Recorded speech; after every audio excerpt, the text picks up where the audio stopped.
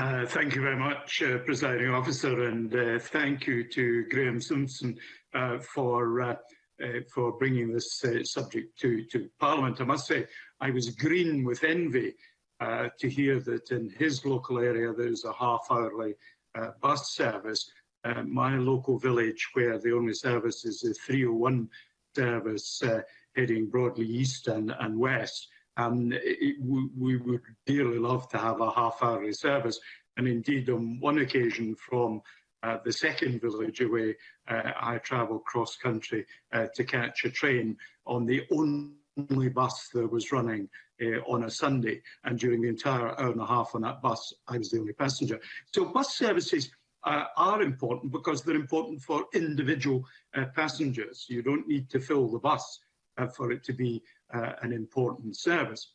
However, I think it's as well, particularly for Graham Simpson and his political viewpoint, to remind ourselves why we have a very successful municipally owned bus service in Edinburgh and why we basically do not have the same elsewhere across Scotland. And that is simply because his political party caused the bus services to be sold off. So the excellent Aberdeen bus service that I used as a student, I normally travelled on the number 1 route, the number 10 route, I beg your pardon. Very effective, very frequent and very affordable, but it was sold off. And the difficulty that, and where did the profits from that go? Well, they didn't go back to Aberdeen to invest in bus services. Edinburgh Auction managed to retain the asset, the bus service and the successful Lothian bus services, which I use on a not regular but not irregular basis.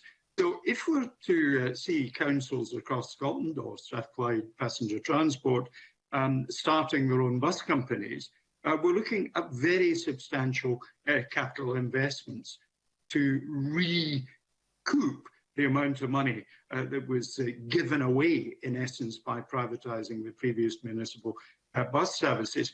I'm quite astonished to hear Graham Simpson complain that there are 50 private bus companies operating in Strathclyde, and almost the suggestion that he wants to replace that by one municipal one. Now, I'm not saying I necessarily disagree with that proposal, but it is fundamentally more difficult than perhaps his speech has suggested.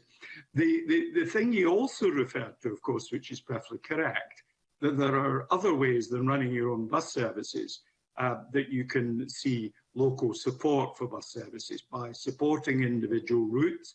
Indeed, the one I referred to that I travelled on a Sunday was a council-supported route that wouldn't be there if the council weren't investing in it.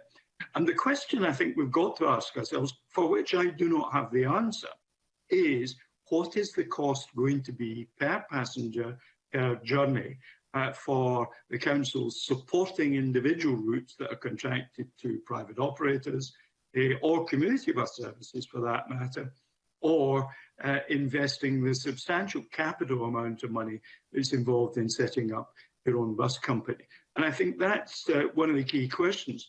Now, in conclusion, Presiding Officer, we are looking at the lack of the Transport Act 2019. In relation to municipally owned and operated bus services, of course, we need high standards of governance and supervision of what's quite a substantial undertaking for a local council to contemplate. So I'm not hugely surprised that it will take a while to bring forward the commencement order of that facility. Nonetheless, the subject is a very proper subject to be brought to Parliament. I just think it may be more complex than perhaps Graham Simpson has provided for in his motion and his speech. Presiding Officer.